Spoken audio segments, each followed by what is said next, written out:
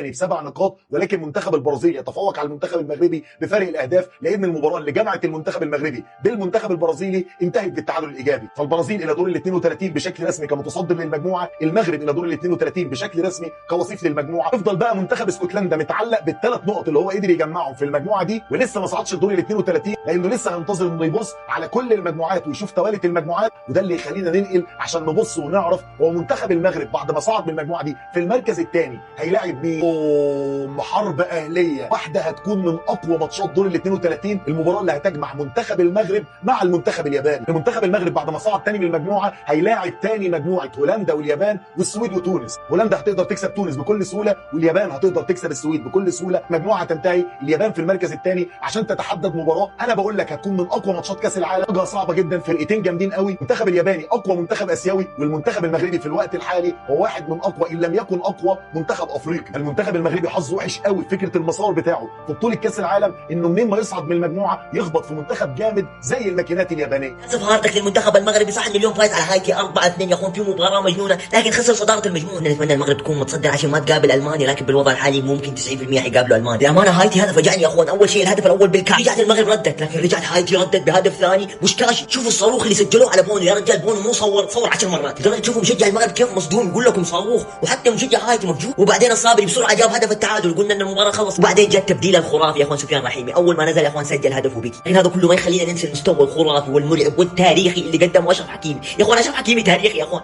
سجل هدف وصنع واخذ تقييم 8.8. حد يتاكد يا اخوان هو جناح ولا ظهير؟ يعني انا بس بتاكد ولا مهاجم. الف مبروك التاهل لاول منتخب عربي المغرب. المغرب للتاريخ والله انت المفروض لما تتكلم عن المغرب تقوم توقف تحترم المغرب، مو لانه فازت اليوم بتقول انت فازوا مو لانه فازت اليوم. يا عيال تدروا انه المغرب مسوي رقم تاريخي ما حد يتداوله اصلا او قليل اللي يتداولوه. تدروا انه المغرب مسويه اطول سلسله لا هزيمه في تاريخ المنتخبات كلها، في تاريخ الدنيا، في تاريخ الكوره. انتوا تعرفوا انه المغرب عنده 40 مباراه بدون هزيمه، 40 مباراه بدون ولا هزيمه، ما في ولا منتخب في التاريخ قد سواها.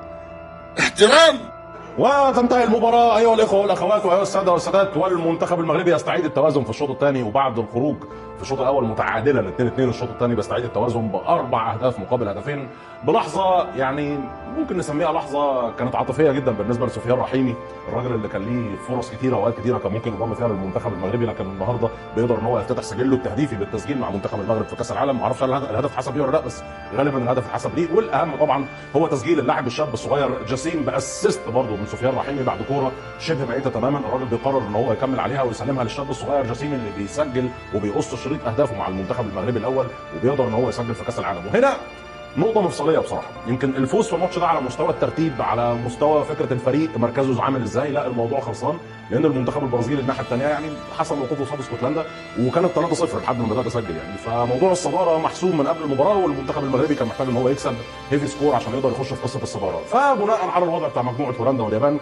هنشوف ماذا يحمل المستقبل بالنسبة للمنتخب المغربي على مستوى الفرقة اللي المفروض ان هو هيلاعبها. لكن إجمالا مباراة اظهرت عيوب كثيره موجوده جوه المنتخب المغربي، وبينت ان الفارق ما بين الاساسيين والبدلاء للاسف كبير، يعني سواء سفيان مرابط، امين صلاح الدين، سواء باقي اللعيبه، تحس الموضوع لا كان فيه فرق واضح. بس هنطلع لايف على اليوتيوب دلوقتي ونتفاهم بقى في القصه دي. اللي كان فرحان كان بيحلم ان هايتي تفوز. والله يا جزائري لن تصبح المغرب، اقولها من قلب السعوديه، الف مبروك للعرب، مغرب التاريخ، مغرب الاوطان، رحيمي والسيباري، بونو ومرابط والخنوس، بدلاء المغرب يكتبون التاريخ ويعبروا لحظه كمغربي اقبل. تخيل المغرب بينها وبين البرازيل نقاط، المغرب ما يهمه تقابل هولندا فرنسا، بنروح المونديال ما يروح يا مغا. السلام عليكم ورحمة الله وبركاته. اللهم صل وبارك على سيدنا محمد. هذا اللي بيفرق يا معلم يا سيدي العزيز مع المغرب، الجلد، الصبر يا معلم، الجرينتا يا معلم، عاد اللياقة البدنية بتحسوا يا معلم الكوكب يا معلم السياجين يا زلمه. سفيان يا معلم رحيم هذا كاكاروتو، ركبوه دخل يا ولد ما شاء الله، ما كنت تجيب كل البدلاء اللي دخلت يا معلم مع المغرب اقوى لسه من الاساسيين. فيا معلم انا بالنسبه لي المغرب مرشح، فريق مرشح بالراحه، فريق مرعب بمعنى الكلمه، رافع يا معلم راس العرب والمسلمين، شيء يا معلم مفخره بمعنى الكلمه. ويلا يا هايتي ارجعوا يا معلم، هسه المعلم صوروا يا معلم فيديو مع جو حطاب، يلا كبير رجعوا كملوا سيناريوهات اللي عندكم، يعطيكم العافيه ارقبوا يا ولد. وما شاء الله تبارك الله القوة يا اخوان. المنتخب المغربي يسحق هايتي اللي حاولوا كثير في المباراة انهم ياخذوا ويعطوا، لكن قوة المغرب ما شاء الله. المغرب للدور القادم، المغرب يستمر باطول سلسلة عدم خسارة في تاريخ المنتخبات، 40 مباراة. يا اخوان تعالوا نتكلم عن حكيمي، ما شاء الله تبارك الله. حكيمي اللي حرفيا واحد من افضل الاظهرة في تاريخ كرة القدم، ما شاء الله تبارك الله. ولا الصيباري اللي اول لاعب افريقي يسجل في 3 مباريات متتالية في كأس العالم. لسفيان رحيمي اللي دخل الشوط الثاني قلب موازين المباراة. المغرب جاي ينافس، جاي مرشح. فولو لايك يا اخوان، سلام عليكم. قاعد حطوا براسهم، لا تستفز المغرب. 4 يا جماعة، 4 يا جماعة. سفيان رحيمي بعده داخل دقيقة 70 دقيقة 76 سجل هدف، واخد دقيقة صراحة هدف هالطريق. شوفوا الانسان، هيدا اللاعب من هون رايح اساسي، يا جماعة. دمروهم ريمونتادا تاريخية بكأس العالم من بعد ما كان 2-1 دخلوا اسود الاطلس كالاسود الشوط الثاني يا جماعة. مثل الاسد، شوفوا الاسد، هيدا الاسد. ليلى هو كان الاسد حقيقي، هيدا الاسد حقيقي يا جماعه، هيدا الاسد حقيقي. سفيان يا سفيان، شو عملت فيهم يا سفيان؟ شو عملت فيهم يا ابن الاسود الاطلس؟ دمرتهم بالثالث وصلات الرابع لحتى يصنع المغرب تاريخ جديد، اول منتخب عربي بكأس العالم الى الدور القادم. هاتوا لنا هولندا على السريع. سفيان رحيمي. المغرب انا اسف اني توقعت انكم ممكن اليوم تطلع من كاس العالم. يا رجل كانوا خسرانين قلبوها ل4-2 نفس نقاطهم مع البرازيل. يا رجل لا تحكوا على المغرب حصان الاسود، احكوا على المغرب هم اللي ممكن يحققوا بطولة كاس العالم. والله يا شباب المغرب ممكن تحقق كاس العالم، قادرة انها توصل للنهائي. والله مو صعب عليها. شو المنتخب هذا؟ شو هالمنتخب هذا مغربي؟ اقسم بالله هذا منتخب بلدك. فخر اقسم بالله. تحية وانا اسف، انا بعتذر منكم والله قسما بالله. انا اسف تعرف منهم المغرب، اقسم بالله. تحية شوفوا رحب يا رجل، كانوا خسرانين قلبوها. منتخب المغرب الى دور ال 32 رسميا. ريمونتادا مغربيه قدام منتخب هايتي المتواضع، مكسب 4-2، مكسب بقوه بعد اراحه بعض اللعيبه الاساسيه، لكن مكسب في النهايه. منتخب المغرب بلا خساره، تعادل وانتصارين، 7 نقاط، ثاني المجموعه ورا المنتخب البرازيلي بفارق الاهداف. المجموعه زي ما انت شايف، منتخب البرازيل في المركز الاول 7 نقاط، المغرب مركز ثاني نفس ال7 نقاط، اسكتلندا في المركز الثالث. يا ترى تصعد احسن توالد ولا لا؟ الله اعلم، مع 3 نقاط، وهايتي بالصفر نقطه حصاله المجموعه. بعد شوط اول متوسط من منتخب المغرب تألق فيه اشرف حكيمي الكابيتانو بهدف واسيست. شوط اول خلص 2-2 امام منتخب زي ما بقول لك متواضع. شوط ثاني مغاير تماما من اسود الاطلس، بينزلوا يحتلوا الملعب حرفيا، الاستحواذ كله بتاعهم، الهجمات كلها. شوط ثاني 1 سايد جيم، هم بس اللي بيلعبوا، هم بس اللي ضاغطين. التغييرات فرقت بشكل كبير جدا، 2 لعيبه نزلوا من على الدكه سجلوا هم الاثنين، جاسم ياسين وسفيان رحيمي اللي سجل وصنع كمان،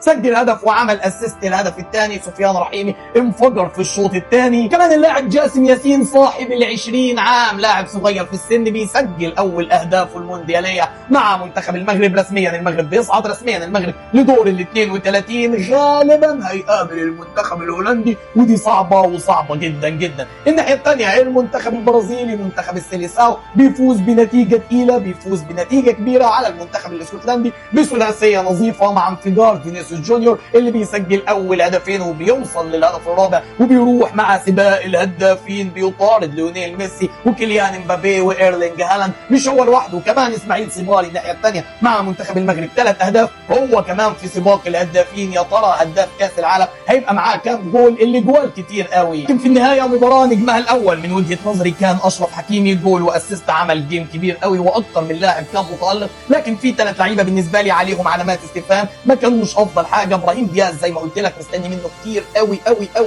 لكن لسه ما عملش اللي انا مستنيه منه. ايوب الكعبي انتظرت انه يلعب، انتظرت انه يشارك مستر دبل كيك، لكن النهارده ما كانش افضل حاجه. وصلاح الدين الباك ليفت، معلش المقارنه مع نصير مزراوي صعبه جدا، نصير مزراوي في حته ثانيه لوحده. مبروك للجمهور المغربي، مبروك لشعب المغرب العبور لدور ال 32، لكن ده مش الهدف، ده كده البدايه. احنا مستنيين منتخب المغرب بعيد، مستنيين منتخب المغرب يعمل بطوله عظيمه زي اللي عملها المره اللي فاتت. قولوا لي توقعاتكم في الكومنتات، المغرب هيروح لحد فين؟ ومواجهه هولندا هتبقى عامله ازاي؟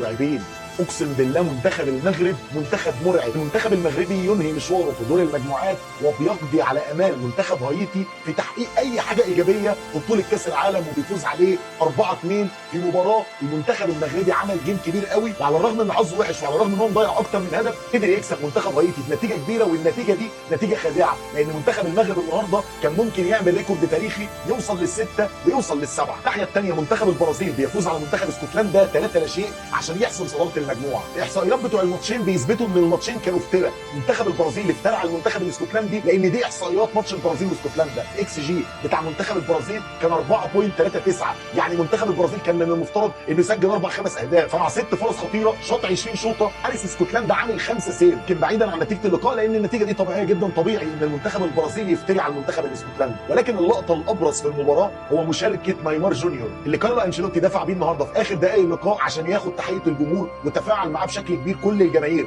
اللي كانت موجوده في الملعب، وفرحوا جدا لمشاركه نيمار في بطوله كاس العالم 2026. نرجع بقى اللي يخصنا، نرجع لمنتخب المغرب النهارده زي ما بقول لك عمل مباراه كبيره قوي على منتخب هايتي. منتخب هايتي اللي كان مفاجاه في بدايه الماتش قدر يسجل في المنتخب المغربي هدف وقدر يسجل الثاني. المنتخب المغربي قابله سوء حظ كبير جدا في انهاء الهجمات، احصائيات هي اللي بتقول كده. منتخب المغرب النهارده صانع 4 فرص خطيره، شايط 22 شوطه على المرمى. حارس منتخب هايتي عامل 8 سيف، 8 تسديدات كانت بين ال3 خشبات، يعني منتخب المغرب افترى النهارده على منتخب هايتي. كده تكون المجموعه دي انتهت تماما. بعد انتهاء ال3 ماتشات في الجوله الثالثه من المجموعه الثالثه، منتخب البرازيل في صداره المجموعه ب7 نقاط، منتخب المغرب في المركز الثاني.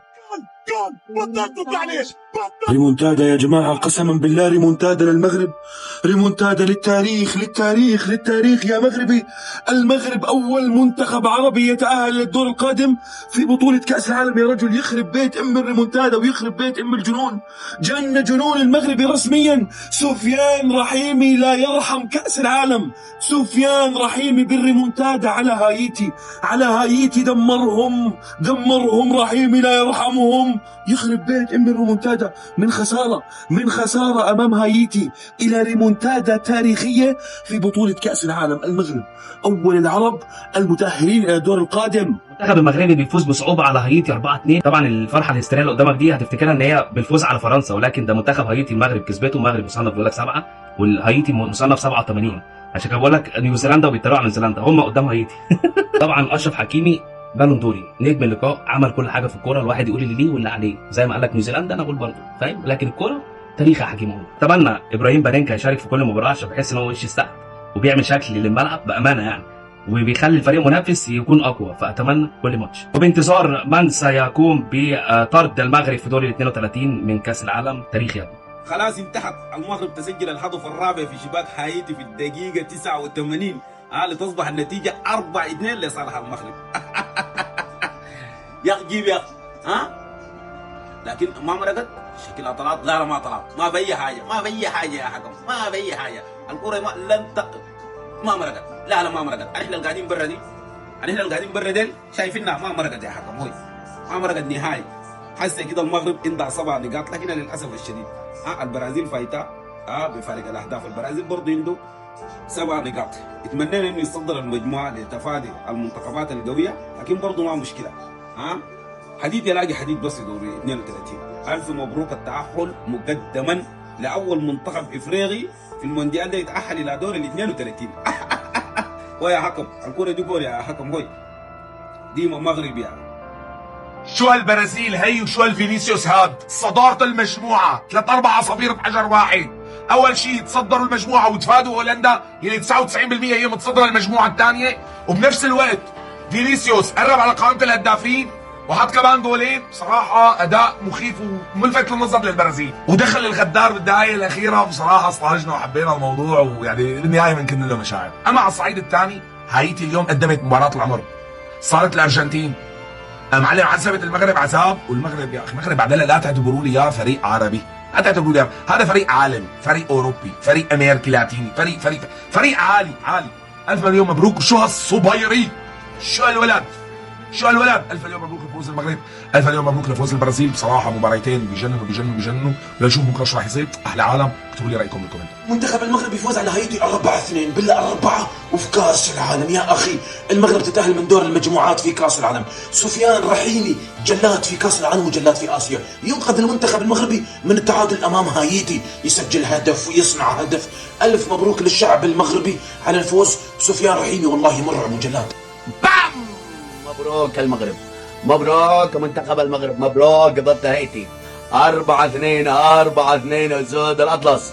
عاش المنتخب المغربي، عاشوا أبطال العرب، عاشوا الأبطال، عاشوا. أسعدتونا بأدائكم والله العظيم. مباراة ممتعة، لمسات سحرية. عاش المغرب لا زال متصدر مع السعودية، قطر، العراق، تونس، تركيا، هؤلاء كلهم خرجوا خلاص. المهم إلى الأمام يا المغرب الحبيب، إلى الأمام يا المغرب. ونفدى للمغرب يا لبيه، وحفظ الله المغرب، حفظ الله المغرب الحبيب، وحفظ الله ملكنا ملك المغرب، حفظه الله. وشعب المغرب الجميل والرائع نعشقكم عن ظهر القلب. عاشوا الأبطال. بام! إن شاء الله كأس العالم، إن شاء الله. فوق ذلك ربنا سيصنعوا العراق شرق أوسط جديد. رجل الشوط الأول الحبيب أشرف حكيمي، جبار. رجل الشوط الثاني هو رحيمي. خلينا نحلل المباراة يعني من ناحية العطاء والطاقة ما نقدر نختلف أن الفريق المغربي صدق يعطي كل اللي عنده، ولكن وايد باسات مقطوعة، وايد ما لها أي داعي. يعني مرات الواحد لازم يعرف متى يلعب باس، متى يحاول، متى يجرب. فشفت وايد باسات انقطعت، وهذه الهجمات المرتدة تتعب الفريق. الهدف الثاني دياس غلط وحتى ما دافع وراحوا شاتوا وسجلوا جول. أنا مش مستغرب أبدا أن بدل أول واحد، والتبديلات كانت رهيبة. فمبروك، فريق عجيب، وإن شاء الله توصلون بعيد، ونحن معاكم متحمسين مبروكين. أنا كنت متوقع يعني 3-0 4-2 ناخذها. هذا المغرب لا يتوقف، هذا المغرب لا يخسر. يعني أنا ما توقعت من المغرب بهذه القوة يا إخوان. لم يخسر من البرازيل، لم يخسر من اسكتلندا، لم يخسر من هايتي. المغرب قادم في الإقصائيات بقوة. المغرب راح يثبت نفسه. لمتابعة كأس العالم وجميع المباريات شوفوا يا إخوان اشتراك سنة و3 شهور مجانا بأقل الأسعار بجودة عالية بدون تقطيع. الرابط يا إخوان في البايو. نسخة المغرب الحالية بالتأكيد أفضل من نسخة المغرب 2022. يعني ممكن راح نشوف إنجاز جديد يا إخوان. ما شاء الله تبارك الله. اذكروا الله على هذا المغرب، اذكروا الله على هذا المنتخب العظيم. لا لا لا لا لا لا, لا. المغرب ما توقعت بهذه الطريقة للأمانة.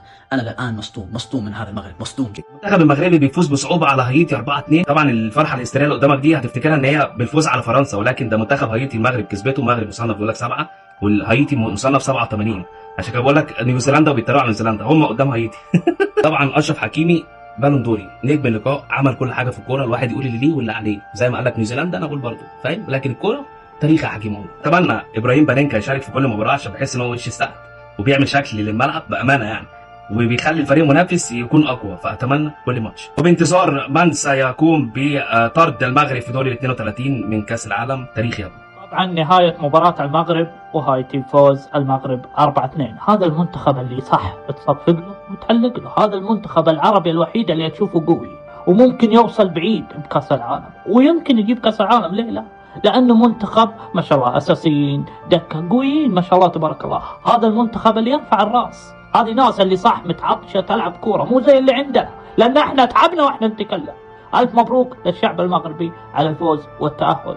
المنتخب المغربي ينجح بالاختبار، اختبار دور المجموعات. الآن المنتخب المغربي صعد إلى الدور 32 رفقة المنتخب البرازيلي المتصدر. أي نعم، المنتخب المغربي هو الوصيف. نتمنى أن المنتخب المغربي يدخل الدور القادم بروح جديدة، بروح قوية، برغبة كبيرة جدا أنه ينتقل إلى أدوار متقدمة. لأن صراحة بوجود الصيباري، بوجود رحيمي، بوجود لاعبين المنتخب المغربي، صراحة يعني هالعناصر تقودك لإنجازات تاريخية. وإحنا بنتمنى إن شاء الله منتخبنا يعني تصير معجزة ونتأهل للدور 32. ليه يزيكم حقد على المغرب وقالوا ليه ما مش هدف صحيح والكرة خرجت والحكم جاي مع المغرب في فار في الملعب، كلموه قالوا له الهدف صحيح، الكرة ما خرجت. ومبروك للمغرب الهدف الرابع، واهم حاجة مبروك للمغرب التأهل رسميا. صحيح شوف صحيح انا ما عجبنيش الاداء في الشوط الاول، لكن اهم حاجة هو الفوز والتأهل، وهذا اللي صح. المنتخب المغربي بيفوز بصعوبة على هايتي 4-2. طبعا الفرحة الهستيرية اللي قدامك دي هتفتكرها ان هي بالفوز على فرنسا، ولكن ده منتخب هايتي المغرب كسبته. المغرب مصنف بيقول لك 7 والهايتي مصنف 87. عشان كده بقول لك نيوزيلندا وبيتريقوا على نيوزيلندا، هم قدام هايتي.